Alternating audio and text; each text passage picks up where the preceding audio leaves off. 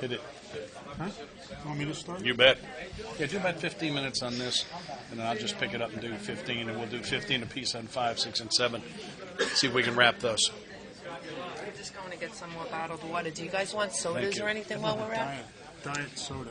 What kind? Good. Pepsi or Coke? Diet Pepsi or Coke? And how I'm about good. you? Thank you. Okay. Yeah. My name is Bob Darrell, and I'm an alcoholic. Hey, Bob. Well, now we're going to do sex right here in this room.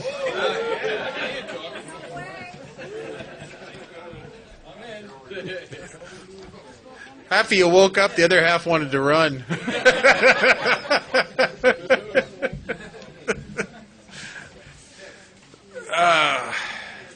Bottom of page 68 starts the section on sex. It says, now about sex. Many of us needed an overhauling there, but above all, we tried to be sensible on this question. It's so easy to get way off the track. Here we find human opinions running to extremes, absurd extremes perhaps.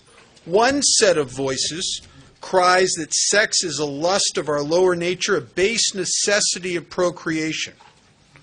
Then we have the voices who cry for sex and more sex, who bewail the institution of marriage, who think that most of the troubles of the race are traceable to sex causes. They think we do not have enough of it, or that it isn't the right kind. What does that mean? I want pictures. They see its significance everywhere. You said you'd be good. I know. One school would allow man no flavor for his fare, and the other would have us all on a straight pepper diet. Cayenne pepper diet. We want to stay out of this controversy. This is a controversy that's been going on and cycling through our society for centuries. If you track if you were to track sexual morals in society over the last several centuries, you'd see it goes from one extreme to another. I mean, if any of you were little kids, or even remember from watching Nick at Night, the sexual morals of the 50s. I mean, TV shows didn't even have bedrooms. I mean, it was like, there was like, whoa, it was, or even the first ones with bedrooms, they had separate beds, right? It was like, and then what happened? Huh? The first couple shown in bed together on television was the Flintstones. Right. That's right. They had to be a cartoon. That's right. And then what followed that thing? The 60s, where, my God, it was free love, or at least it was reasonably priced or something. It was like, it was like where there were orgies and love-ins, and I mean, even the most pathetic of us had a chance in those days. And then society is cycled like that through Elizabethan time. I mean, it's cycled like that from one extreme to the other. And why would the pendulum go like that? Because neither extreme really works. People get hurt in both ends. The book goes on to say we're not to be the arbiter. We must not be the arbiter of anyone's sex conduct. This isn't about sex. We don't even have an opinion of where you are in the spectrum of sexuality. It doesn't matter. The inventory we're about to engage in is not about sex. It's about exactly what it said it was about in the beginning. We're looking for the manifestations of self which had defeated us. It's about selfishness. It's about inconsideration. It's about manipulation through arousing jealousy, suspicion, bitterness. It's about dishonesty. It's about all of that.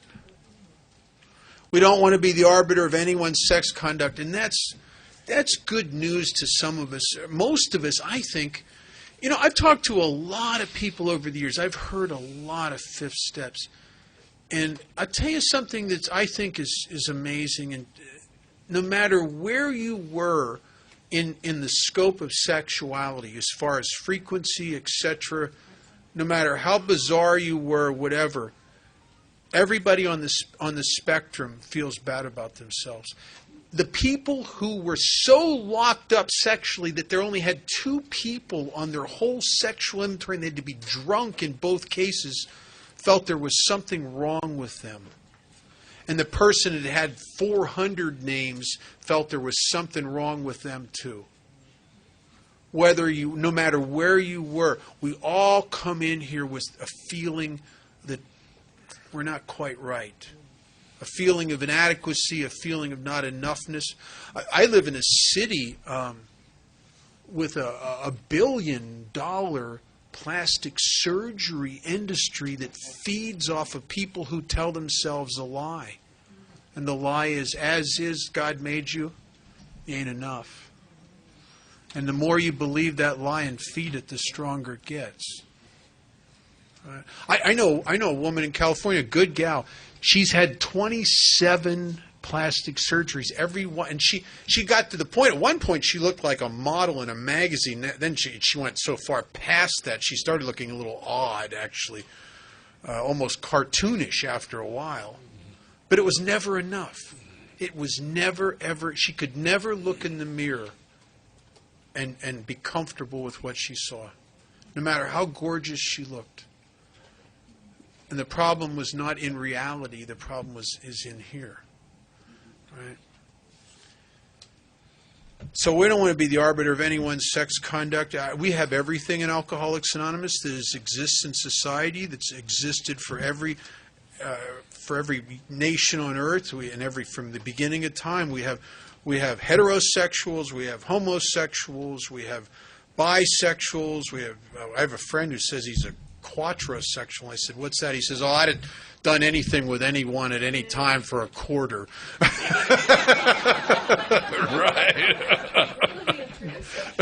Transex. We have everything in alcohol. Everything that there is, we have in Alcoholics Anonymous, and we're not the arbiter of anyone's sex conduct. But we try to be the arbiter of your spirit.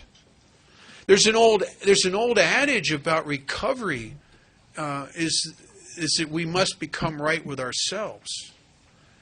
Whatever you find as you clear away everything that's not you is what you're left with, and you have to be right with that, whatever that may be. Whatever that may be. We all have sex problems. That's really true.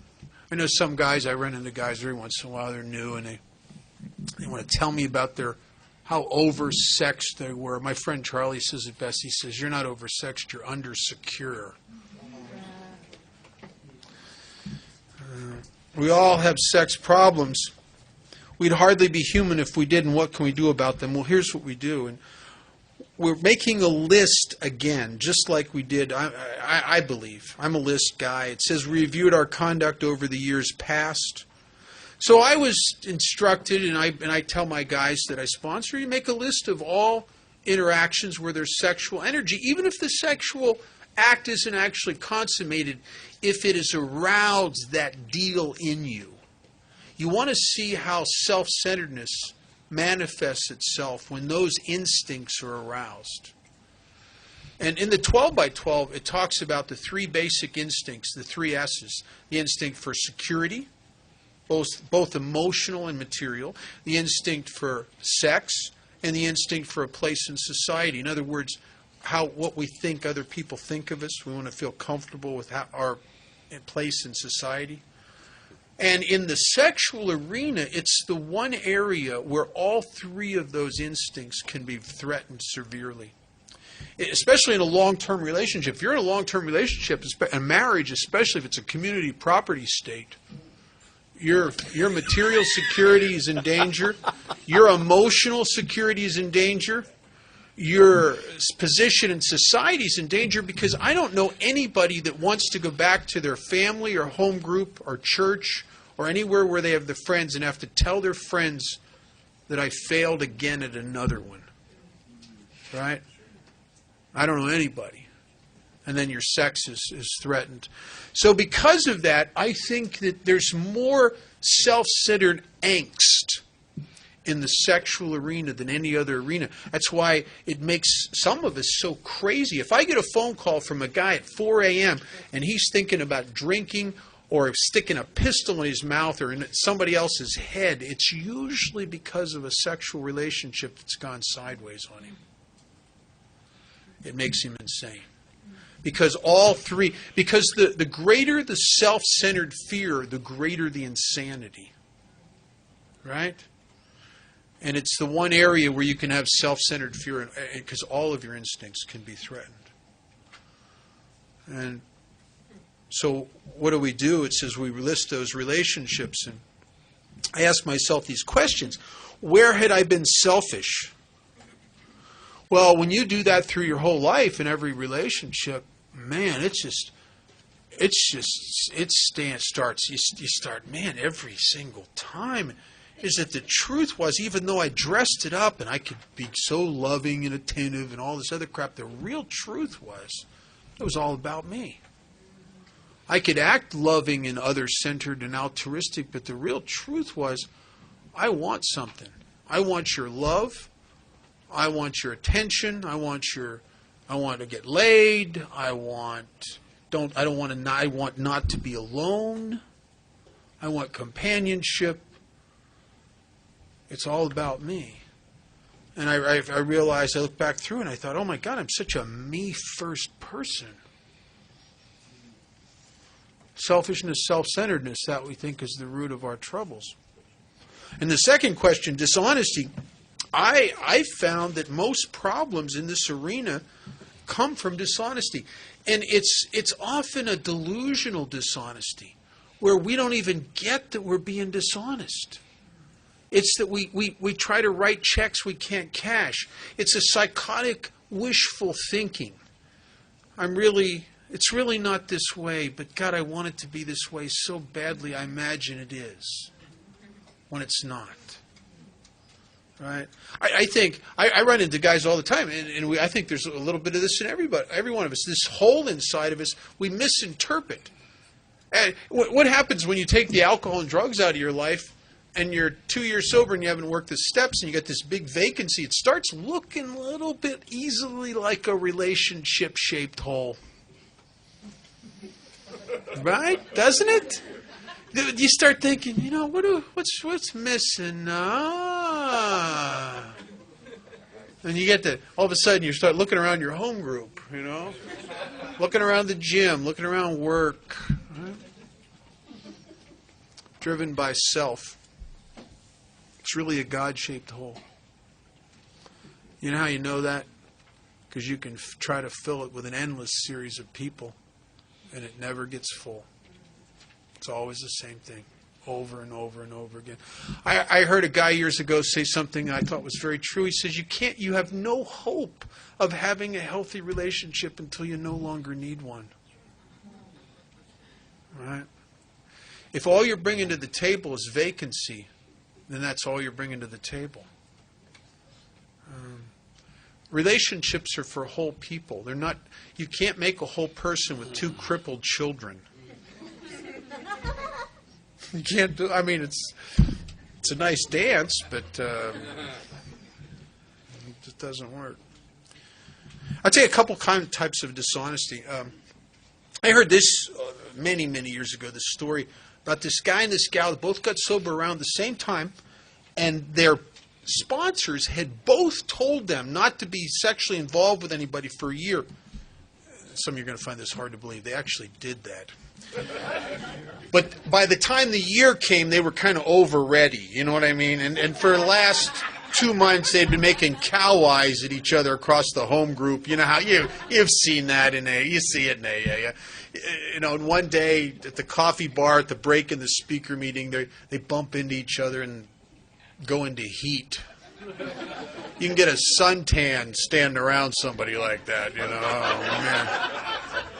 And they go into that, they start dating, and they're in that infatuation stage of a relationship. It's like you took some amazing drug, man. It's like, do you ever know when you're in that infatuation, it's like, the sky's bluer than it's ever been.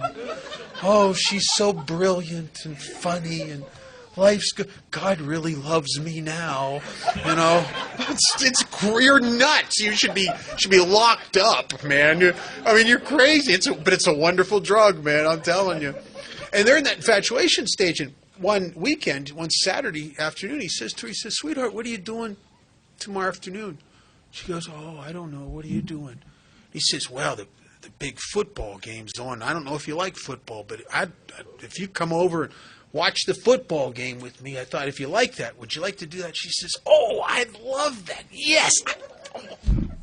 Well, she hates football, the truth is. But at that stage in their relationship, she'd have gone to a rock fight with this guy. And been glad to get hit with stones, you know. And he loves me, you know. Well, let me say, I'm not just. Guys are worse. So if you think I'm targeting women, guys are worse. I'll get to that in a minute.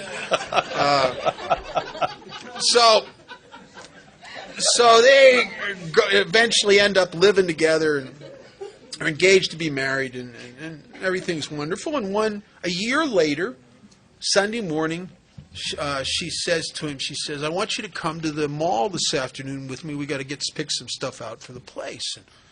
And he says, oh, sweetheart, not this afternoon. The big game's on. I thought we'd sit in the sofa, I'll make some popcorn, watch the game. And she flips out. She starts yelling at him, I hate that football. And he's looking at her like, who are you? What did aliens steal my girlfriend? I mean, who are you? And she never set out to lie to him. We don't lie because we're liars. We lie because we're afraid. We write checks we can't cash, hoping that maybe it will be true. Guys are worse. There's a time in a relationship between a man and a woman where they've been dating a while and they haven't slept with each other, and then that night comes, and you can feel it in the air. You know it's going to happen. And there's a point about a minute out from the consummation of the sexual act where a woman can stop a guy and say, sweetheart, before we go any further, do you really, really love me and want to spend the rest of your life with me? And the guy will go, he's like the Alpo dog on the commercial that they haven't fed in a week. You know, and you can put him on a lie detector, and when he's saying yes, it'll say he's telling the truth. Square business. I have a friend who was in that spot, and a day or two later, she pulls up to his place pulling a U-Haul. She got rid of her apartment, packed her stuff up, and he's looking at the U-Haul going, wow, what's that? And he said, but you said you wanted to spend the rest of your life with me. And he's going, oh, yeah, I did, didn't I? Oh, man. I have a friend he doesn't go to AA anymore, but he's very involved in another 12-step program, and he tells his sponsees, look, you can sleep with them, just don't talk to them because you're going to probably lie. And where does this come from? It comes from this self-centered fear, this fear of not being loved, the fear. Just like fears and resentments, these are judgments that I must try to dismantle that are part of this ego that has told me things that are part of my old ideas. It told me things like, as you are, you're not enough. Nobody's going to love you as is. So what happens is you have to write checks you can't cash. You have to be something more than what you are. I know a gal and a guy that fell in love, and they were engaged to be married. And before they got married, they had the money talk, a very, very important talk, where you talk about finances and debt and everything. And the guy asked her, he said, you ever had a bankruptcy? And she says, oh, no. She was working on her second one. Matter of fact, if she didn't marry this guy, she was going to be in one pretty quick because her credit cards were maxed out. He said, do you have any credit card debt? She says, oh, no, I don't believe in carrying a balance on my credit cards, because she had heard him talk to his sponsees and tell him about how you don't carry a balance. That's a sucker bet. You always pay things off right away. You can't, if you're in AA, you can't go bankrupt because you're using a technicality to beat somebody out of something. You're spiritually bound to make that right. And so why did she say all that? Because she believed an old lie, and the lie was, if he really knew these things about me that aren't right, he probably won't love me. The problem is that they got married, and of course all of that stuff comes to the surface. Of course it does. You've financially mixed yourself with someone. Eventually, it comes to the surface, and now it's eroding the foundation of the relationship. And when the relationship fell apart, her ego said, "See, you were right when he found out about your imperfections. He didn't love you." And that's not the deal. That was her mistake. She mistooking the truth from it. The truth was, if she would have, I know this guy. If she would have said to him, "Sweetheart, I've screwed my life up financially. My credit cards are maxed out," I believe he would have said, "Okay, I love you. We're going to work with this. I think I'll handle the money, but we're going to work with this." And she was this close to finding out the sweetest thing she could have ever found out is someone would actually love her as is. But her ego told her the lie, and she believed it. And when the marriage fell apart, see, the ego said, "See," when he did find out about you, "See?" And that wasn't the truth. And how much we reinforce that stuff in ourselves over and over again. You want to go for a few little bit? Yeah. Okay. I'll tell you for a minute. Okay. Trust is a yes or no question. I'm working with a guy right now who has done some financial things that he hid from his wife, and then he finally had to admit it. And now she thinks he's having an affair. He's not. He's not. But she has no reason to trust him. I don't trust you in all of these categories, but not in that one. Trust is a yes or no question. Before I go on, I want to put in a plug for, I don't know what happens at this particular retreat, but you don't want to miss my wife's talk tonight. If you're not in Al-Anon, don't miss it anyway. She's got some fabulous stuff. The other thing is I want to remind you that we're going to start tomorrow morning at 8:30, not 9 o'clock, as the schedule says. Because if I don't write this stuff down, it don't happen for me either. A couple of pieces here, strangely enough. I went to my mentor, and I said, this thing about we don't want to be the arbiter of anyone's sex conduct. I said, help me with that. What do you do with a new guy? He said, well, if he's married, pretty clear. If he's single, this is what I say to him. I'm going to ask you to leave the women alone until I get you all the way through the 12 steps. There are two reasons for that. The first one is that I want your time and energy on this step work. The second one is, as sick as you are, healthy women generally run screaming from guys like you. Now, you may currently have one fooled. That does happen. But generally, they run screaming from guys like you. If I can get you through these 12 steps, one of the things that happens is we get you healthy, put you in a position to have a chance to attract a healthy female. It's one of the side effects. But our old friend Keith used to say that two newcomers dating is like having two ticks and no dog. They just sucking each other dry, and I think that's just about right. And That's right. Two ticks and no. yeah, and I really took that from my teacher, and I said, that makes perfect sense to me. So I present that to the new guy. And I said, now you can choose to, this is some more from him, you can choose to ignore my recommendation in this category, and I won't drop you as a sponsee for doing that, but don't bring me the problems you create for yourself in this category. I've already told you what I think you need to do. See, and that solves my problem, right? And then the truth is, I'll handle the first one with him and point at all of these facts. And then after that, I really don't want to hear it. I've already told you. You want to keep, the first rule of holes, it's when you're in one, quit digging. If he can't quit digging, I can't help him in that category anyway. What I like to do is, like he said, a column inventory. It just says we got this down on paper and looked at it, doesn't tell us how. I like to use whom had we hurt for a first column, works pretty good. Subject is on, it's inconsiderate. Last column is where were we at fault, what should we have done instead? And I'm going to share mine with you for a single reason, is there may be people in here who will die if I don't. Part of what happened for me in this process is I became comfortable enough with my past in God's hands for Him to use it. And part of what keeps it clean and light and airy instead of having the stench it used to have is my willingness for Him to use it. So I'm going to share this with you. My last column only has 3 entries, and it says I should have told her the truth, or it says I should have left her alone, or it says I should have told him no. That's what it says. I had my last homosexual experience when I was 19 years old. I am a raging heterosexual. I never liked it. My father had beaten me down so hard psychologically that I was unable to tell anybody no for any reason, for anything. I was 19 when I was able to do that. I'm not attacking homosexuals. I sponsor a homosexual guy who the worst thing he ever did was try to have a heterosexual relationship. Okay? I understand that. But that's just how it was for me. I have a therapist friend who says somewhere around 50 or 60% of adult heterosexual males have had a homosexual experience of some kind.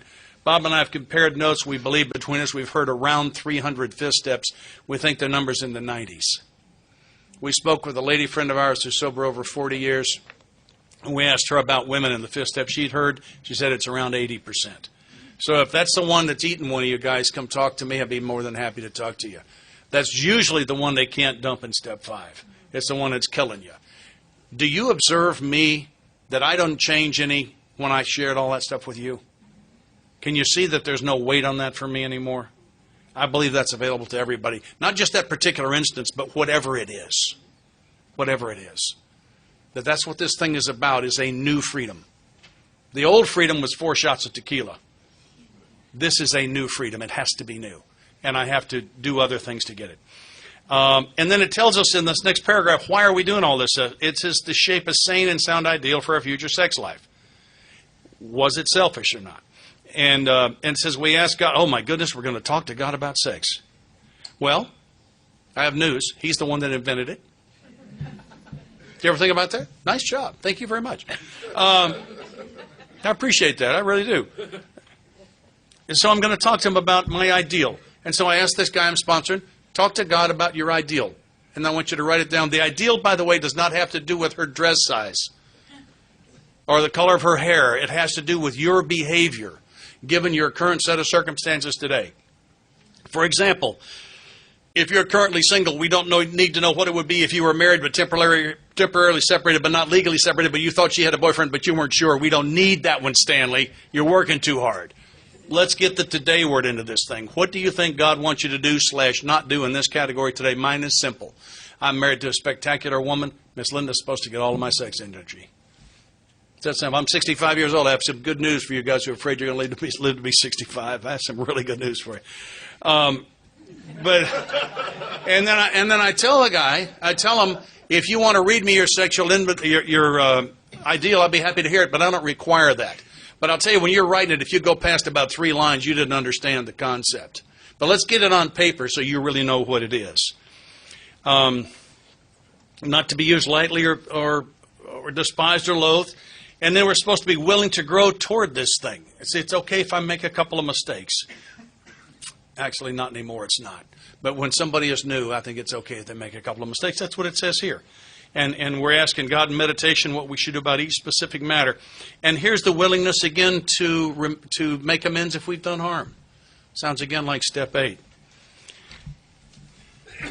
On page 70 it says, suppose we fall short. That paragraph sums up, and what it says very simply is, if you're doing things in the sexual arena that are hurting God's kids, you're going to drink, that wasn't maybe. And if I see someone I sponsor doing that, I tell them, because that's what it says here. And if they continue to do things that are harming people, I can't work with them. If somebody's doing something that's going to take them back to the bar and they won't stop it, I can't help them. They've proven to me I can't help them. That's what I do. I'm not recommending that to anybody. And then it says, to sum up about sex, oh my goodness, we're praying again for the right ideal, for guidance in each questionable situations, for sanity, strength to do the right thing. If sex is very troublesome, we throw ourselves the harder into helping others. Some friends of mine and I, as we do our 2 pages, we read 2 pages a day in the big book, we started tracking all the places in the book that reference helping others. We found over 60 so far. And that's not in the stories. That's the early Roman numerals through 164. And if you want that list, if you'll email me, I'll be happy to send them to you. We throw ourselves the harder in helping others, think of their needs, work for them, takes us out of ourselves and quiets the imperious urge when to yield would mean heartache. And then this next paragraph is what pilots call a checklist.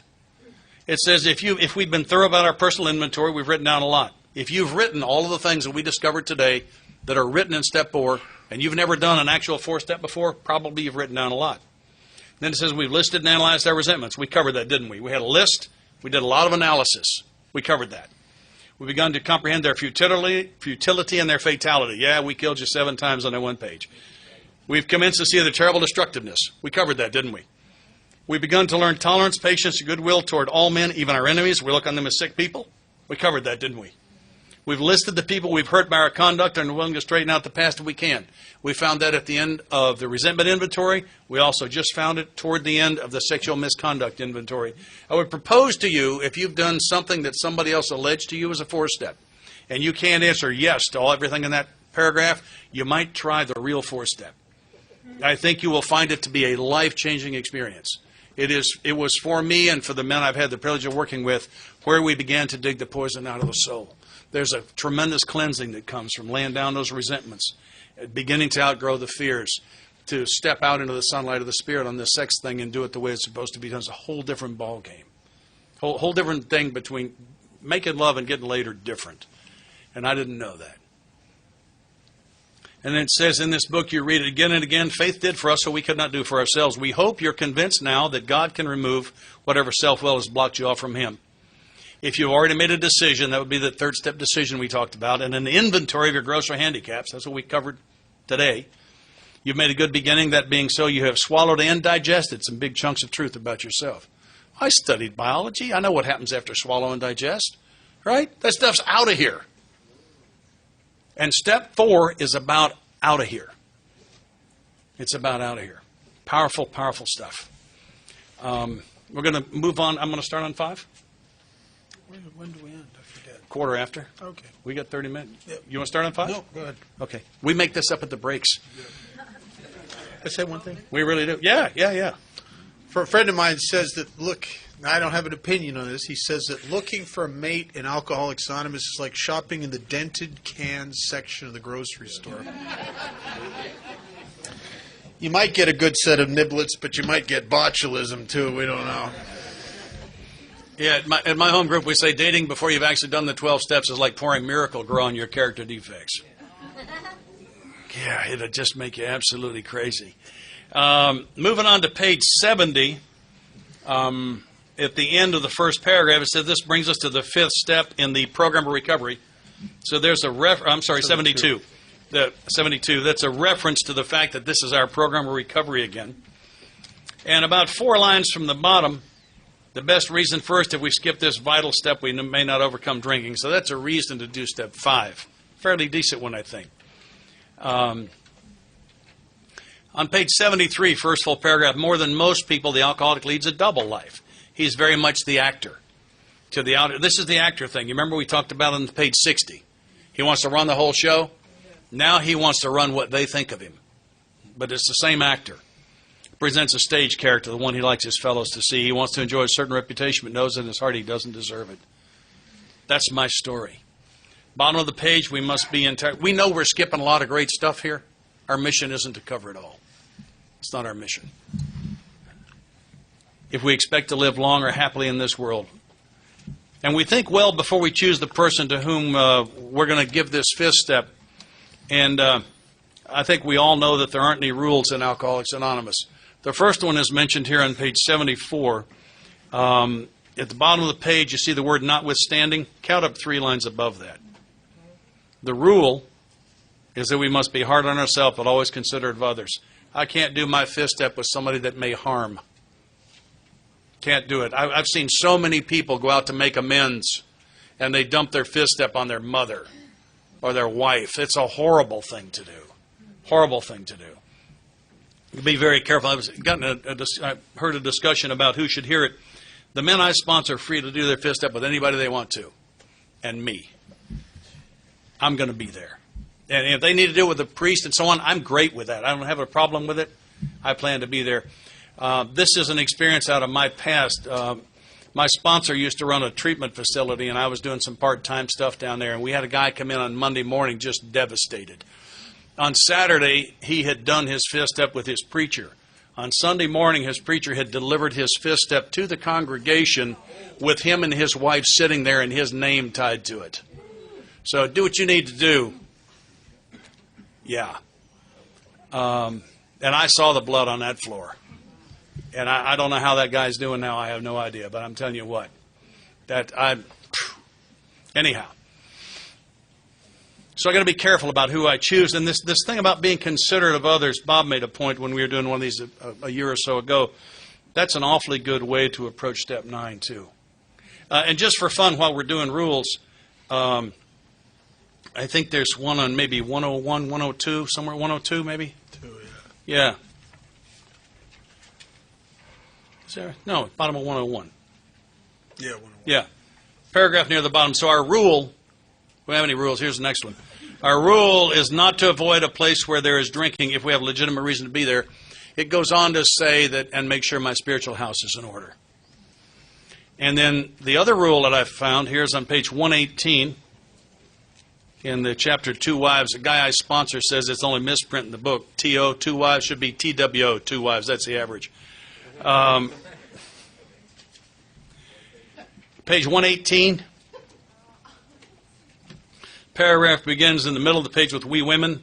Count up 3 lines above. Live and let live is the rule. Yeah, just for fun.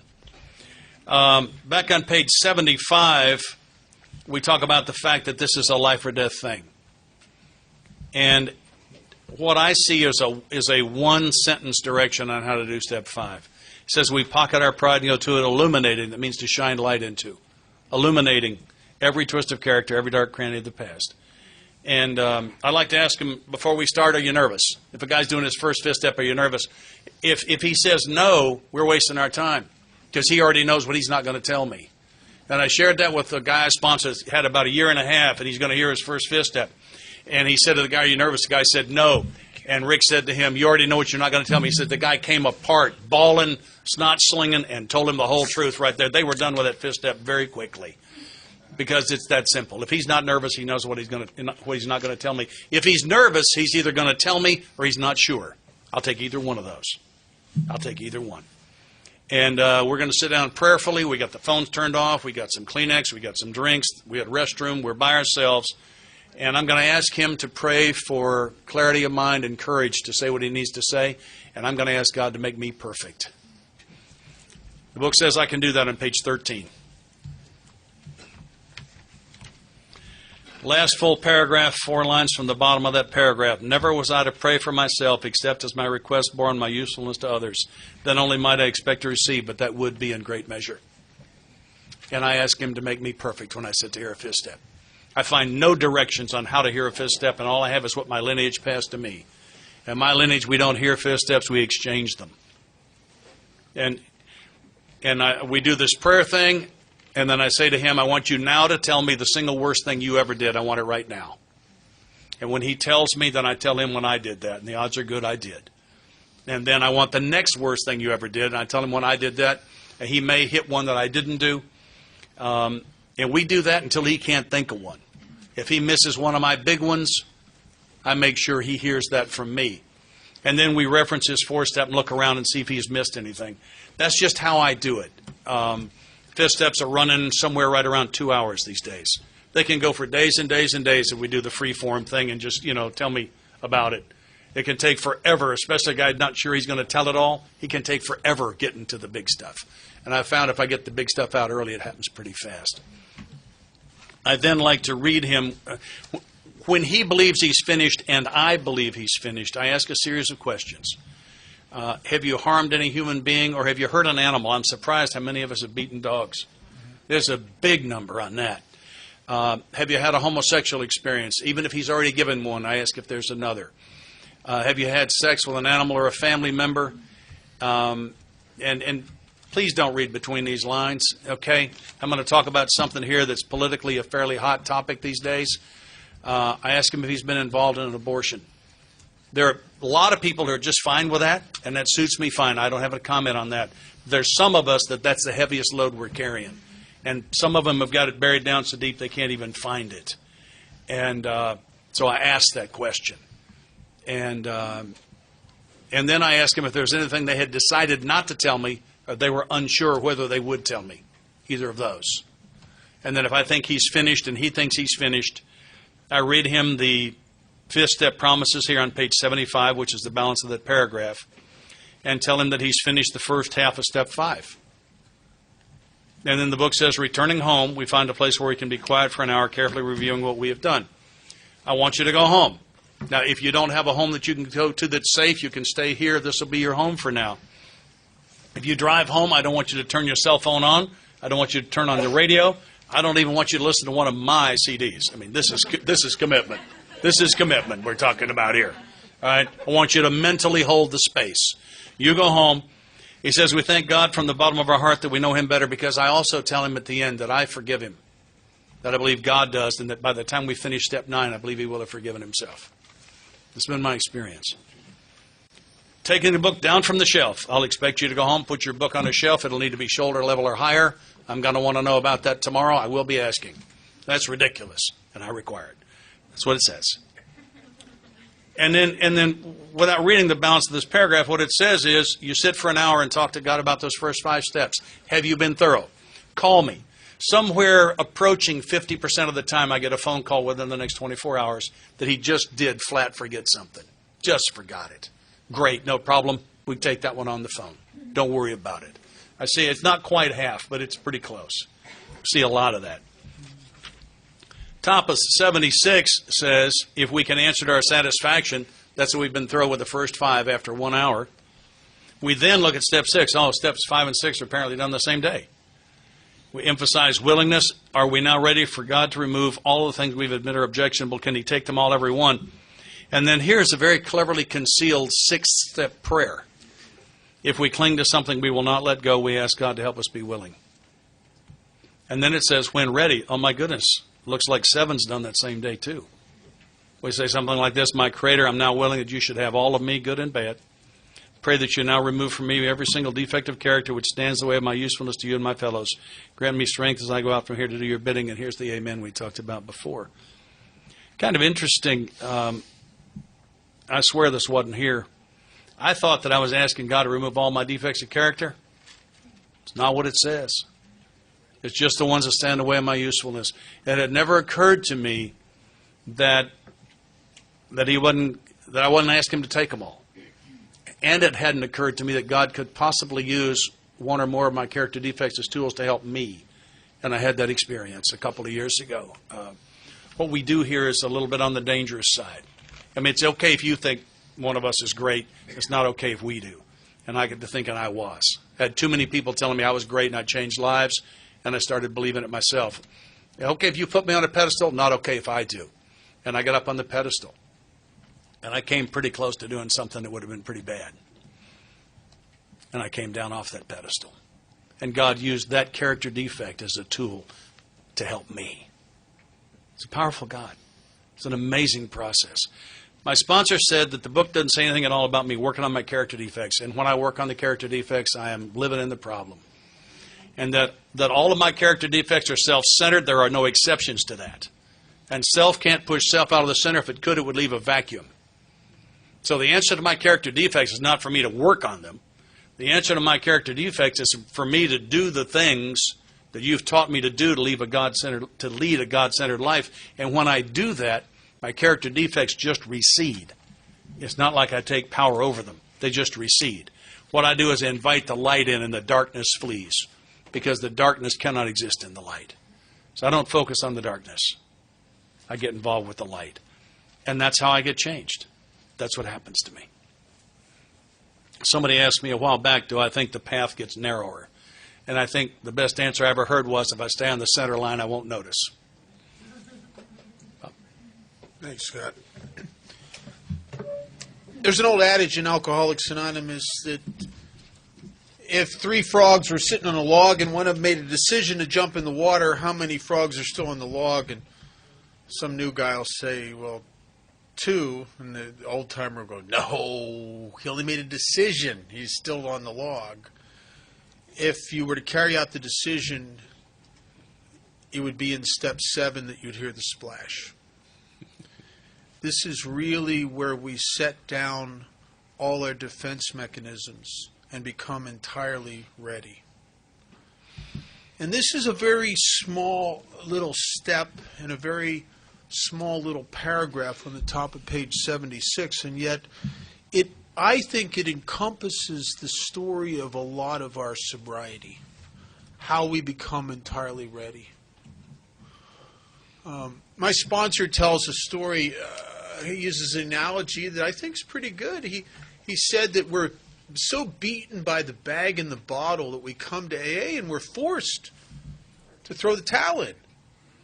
And then what happens is the ego sneaks back in there when nobody's looking. We kind of get the towel back, and we'll spend the rest of our lives ripping off little pieces of it and throwing it back in.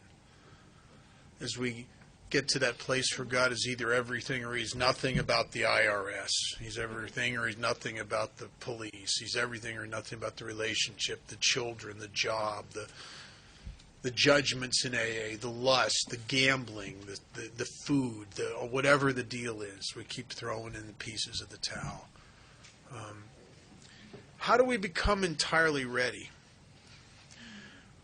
Well, Scott talked about not working on your character defects, and I went through a period of sobriety, about 5 or 6, I don't know, quite a few years of my sobriety where I did an honest look at me. I could see these things were objectionable. I could see where they cut me off from the sunlight of the Spirit. They kept me entrenched in self and all that stuff. But I thought it's my job to not be that way anymore. And what I discovered is if in defects of character, if you try to willfully overcome them, what happens is you become the reformed whatever.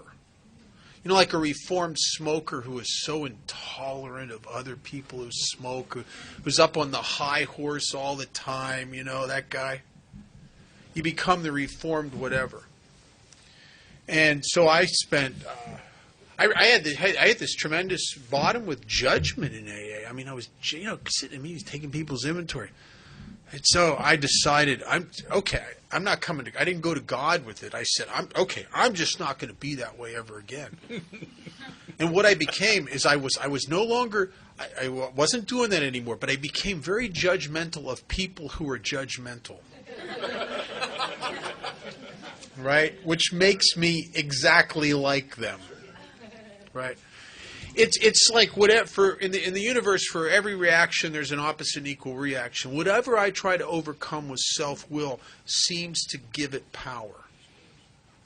Confucius once said that the chains that bind us most closely are the ones we have broken.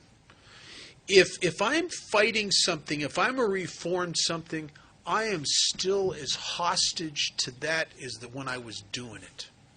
We're not talking about we're talking about something greater than that. We're talking about a new freedom. We're not talking about fighting something. Remember what happens to us with alcohol. Later in the 10th step, it says we've been placed in a position of neutrality, safe and protected. We have not even sworn off. Instead, the problem has been removed. And I think that is absolutely the case with defects of character. Because there's later on in the book, it talks about fighting stuff with self-will, and it says it is our experience, it's referring to drinking, that if we do that, we always will break out in a bigger explosion than ever. Right? I sponsored a guy, I started sponsoring him back in about 1980 or 81, I guess. Good guy. And we did some step work, and he had a couple defects of character that he really had a hard time with, and they were defects that had caused him a lot of problems. It threatened him to go to prison for a long time. Involved some behaviors that are not looked on very well in this society, and you can go to jail for a long time, and you have a hard time in jail. It's really kind of a bad deal. And yet he was obsessed with some of this stuff, so he made up his mind he would just he's never going to do that. And for as far as I know, for 14 years of his sobriety, he fought that with self-will. And it was some sexual behavior. And what happened is he became the most judgmental person about other people's sexual conduct I've ever seen in Alcoholics Anonymous. Unbelievable. He was judgmental of heterosexuals, he was every sexual behavior, every date, people dating, he always had something snide and condescending to say about it. Because he was the reformed guy, right? And the reason he couldn't, and I told him one time, you got to take, this is do step 6. He never could do step 6 and 7 with it because he believed that it was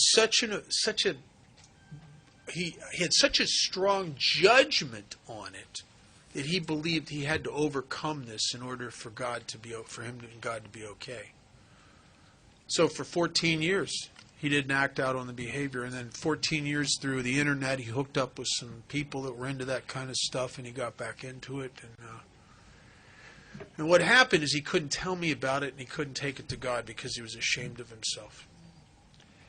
And he would act out on some of this behavior, and he would sink into a deep depression, like an emotional hangover as a result of it.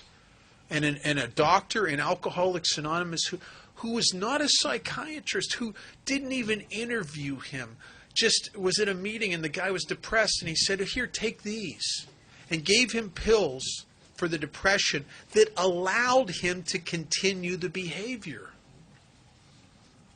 Well, about a year later, then now the antidepressants aren't enough anymore, and now he can't sleep. And now he calls me up one day and he says, I need to talk to you. And I said, yeah, I haven't talked to you in a while. He hadn't been calling me. I said, what's going on? He says, well, my doctor wants me to take sleeping pills, and I think I need to take them. I said, Rob, you can't take sleeping pills. He says, no, it's not like you think. It's not. I said, listen, if you can't sleep, there's a reason. We need to find out. He says, no, it's not like that. He says, it's an adverse reaction to the antidepressants. And I said, I'm supposed to be a sponsor. I said, you're on antidepressants. He said, yeah. I said, how long have you been on those? He says, about a year. I said, how come you didn't tell me? It didn't mean anything. I just didn't think you needed to know. Oh, okay. Well, I said to him, look, I'm not a doctor. I'm not a psychiatrist. I don't know about antidepressants. I don't know. That's something a psychiatrist should decide. But I know one thing. Alcoholics, I don't believe, should take sleeping pills. If you can't sleep, there's a reason you can't sleep. And let's find out what that is. And he said, oh, no, it's not that at all. I need this. It's a chemical reaction to the other medication, etc. And he started taking them. Well, a little bit later, he had a heart incident, and he had to have some surgery. And when they put him on pain pills as a matter of standard procedure for that kind of surgery, it just took off. Within no time at all, his brother comes and gets me, and he says, Rob's in trouble. And we go to the hospital, and he's in intensive care. He's strapped down. He was doing over 30 Lortabs a day from all different doctors, and now they checked that stuff, and now they all found out at the same time. They all cut him off on the same day. So he went an instant withdrawal. He's in danger of cardiac arrest or stroking out because now his blood pressure's off the charts, and they have him strapped down to intensive care, and he's kicking all these narcotics, and plus Ativan and some other benzos and some stuff, and he was in bad shape. I walk into the room where he's strapped out, and the first thing he says when he sees me, he starts crying. He goes, "This doesn't mean I have to change my sobriety date, does it?" The amazing power of the ego, isn't that? Now here's a guy who's dying, and he's caring about how he looks, right? I mean, that's kind of bizarre, really. And I just said, look, let's just get you straightened out, and we'll talk about that later. Well, he refused to change his sobriety date. I was at his 16th AA birthday. He was so stoned on pills, he was slurring his words. He was going, now I'm going to talk when I hear from my sponsor, right? And I didn't know what to say. He called on me in the meeting. I did the kindest, honest thing I could do. I just said, I'd like to congratulate Rob on 16 years of not drinking alcohol. And that was true, and it was kind, and it was honest. And he eventually, within 2 months after that, he drank again. You know, that thing inside of us, there's a spiritual mechanism where we're compelled to make our insides match our outsides. You know, the need for continuity within us it's a powerful thing. And within a year after that, he was dead. And he was dead because he could not bring something to the table in step 6, right? All he had to do was ask God, but he couldn't do it. And I understand that. I had a lot of things I couldn't bring to God. I was afraid. eventually, over the years, what happens is you get worn out with some of this stuff. And I discovered that a lot of my defects of character, I would have to get, it'd be like very much like drinking.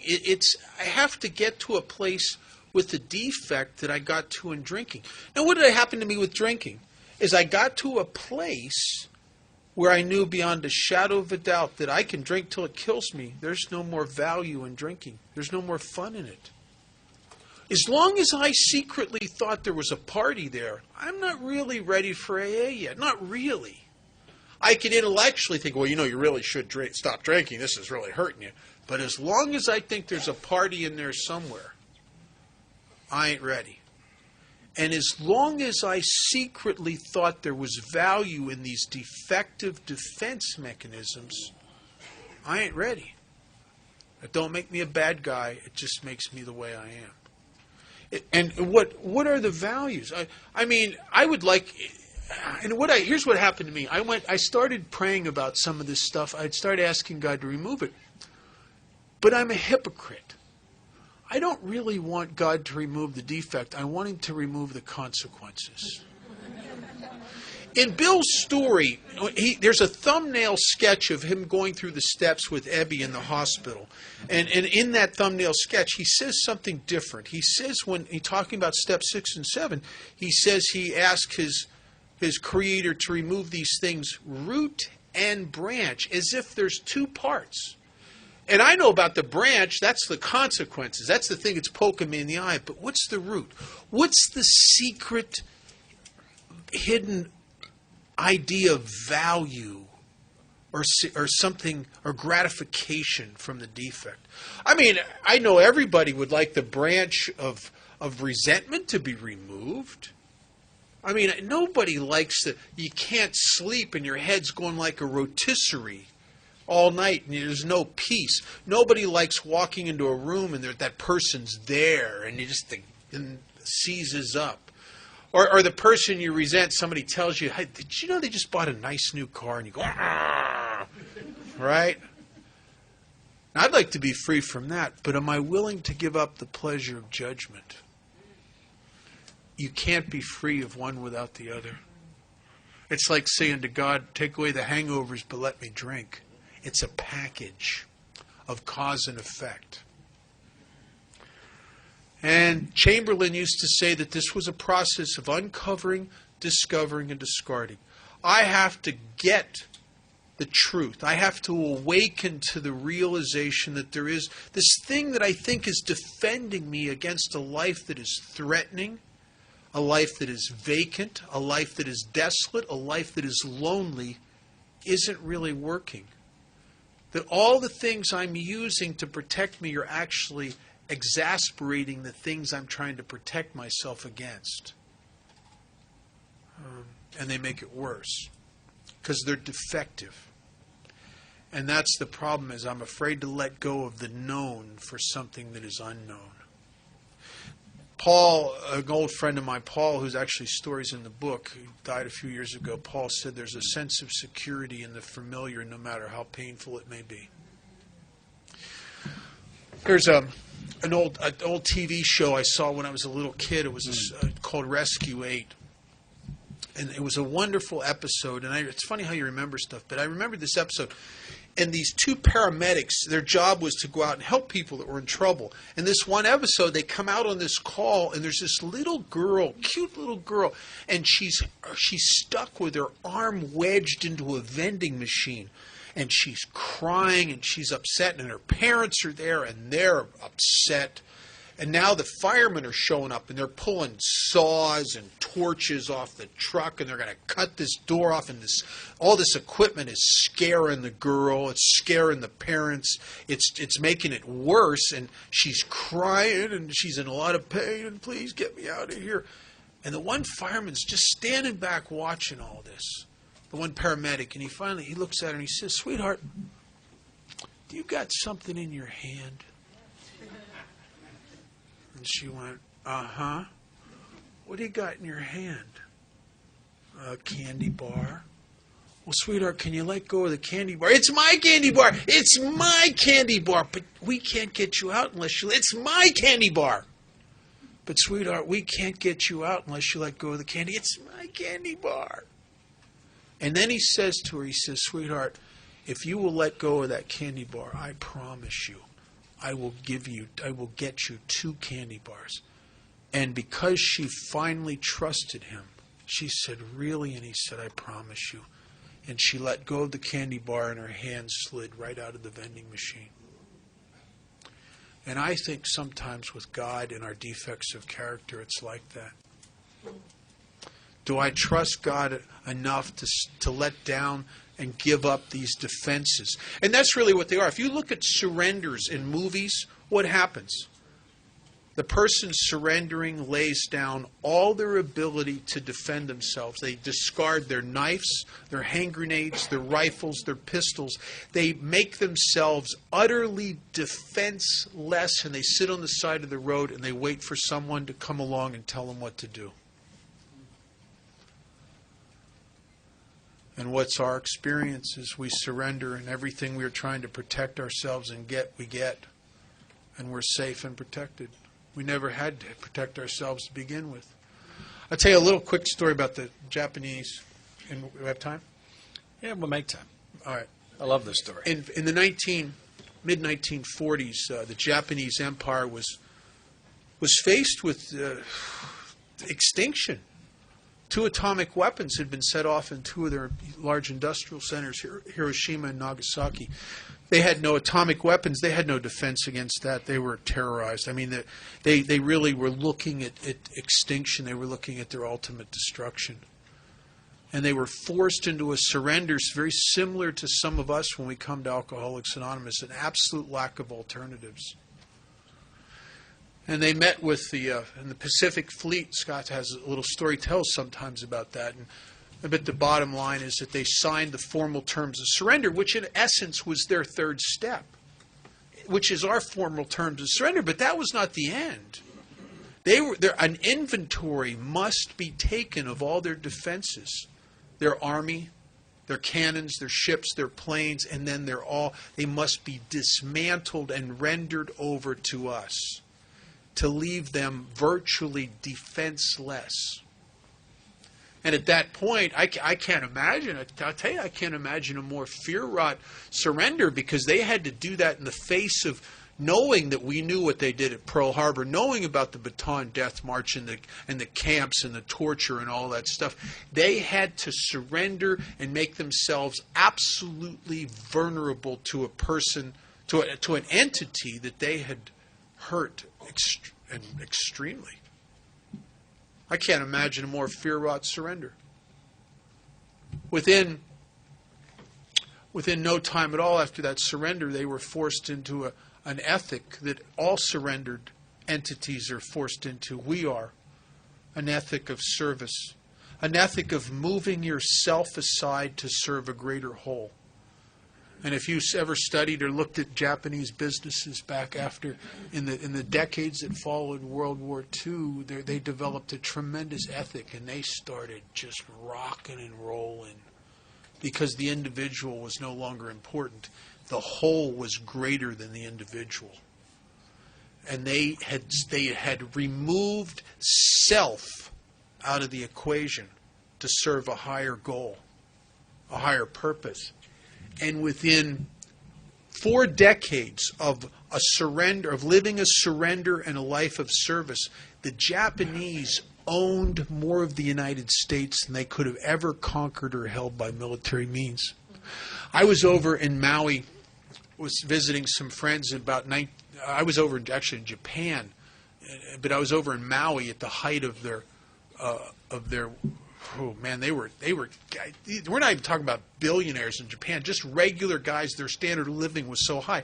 They would come to Hawaii and just say, I'll buy those 4 houses there. The real estate market in Hawaii just went sky high because they had such income. They had such spendable income. They had the highest standard of living in the world, and not just the highest by a little bit. I mean, it was really up there. And then I was over in Japan for an AA convention in 1990, and I watched the beginning of their demise. I watched the new generation who didn't care for this selflessness and this honor. And they were the me first generation. They were the generation that wanted to wear American clothes. They were the generation that wanted to listen to American rock and roll. They were the generation that didn't respect the old ways. They were the self-centered, narcissistic generation. I'm a food guy. I love gourmet foods. Japan at that time, and still to this day, has some of the greatest chefs in the world. If you ever read, the original Iron Chef was all Japanese chefs. Unbelievable. Food is an art form. And I went to some of the greatest restaurants I've ever been to in Japan. There was one restaurant in Tokyo that you couldn't get into. There was a line 2 blocks long in 1990. McDonald's. I saw that and I thought, oh, put a fork in them. They're done. And what happened to them is the same thing that happens to us. Self starts inundating it back. How many times we see newcomers, I'll surrender, I just want to help people. Yes, I'll make the amends, anything. And then 3 years later, the ego's back and they're just all they care about is themselves. When the entity fills up with self, the spirit starts to die. There's only so much room.